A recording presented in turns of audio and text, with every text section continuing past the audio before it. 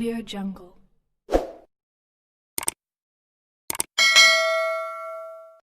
Algérie, ouverture progressive des frontières. La proposition d'Amira Slim. Les frontières algériennes maritimes, terrestres et aériennes sont fermées depuis la mi-mars. 6 mois après, de plus en plus de voix s'élèvent pour réclamer leur ouverture. Une autre députée rejoint les plusieurs voix et plaide en faveur de l'ouverture progressive des frontières algériennes. Il s'agit en l'occurrence d'Amira Slim.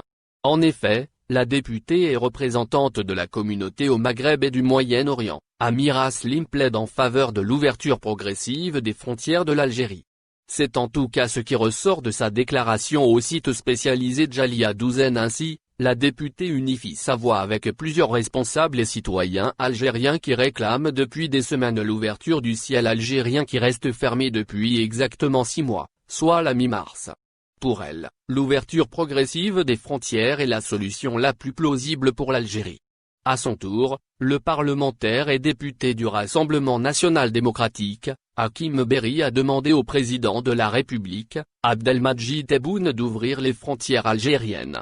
C'est-à-dire répondre favorablement à la volonté d'un grand nombre d'Algériens qui réclament la même chose pour plusieurs raisons.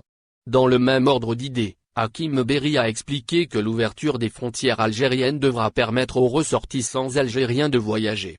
De même, elle va faciliter aux membres de la communauté de la diaspora algérienne à l'étranger de rengager leur pays natal l'Algérie pour qu'ils puissent enfin voir leur famille. Selon le même site arabophone, le député a envoyé une missive au chef d'État datant du 7 septembre dernier. Dans la dite lettre, Hakim Berri n'a pas omis d'avancer quelques propositions. Ces dernières devront être respectées par les voyageurs venant en Algérie, estime-t-il. Il a cité, entre autres, la présentation d'un test négatif au coronavirus au moyen de la détection en laboratoire PCR 72 heures avant l'entrée sur le territoire national, ajoute le député. Il convient de rappeler que les Algériens ont opté pour plusieurs méthodes afin de faire entendre leur voix aux hautes autorités. Des dizaines ont manifesté devant l'ambassade de l'Algérie à Paris. Des milliers ont signé une pétition adressée au président de la République.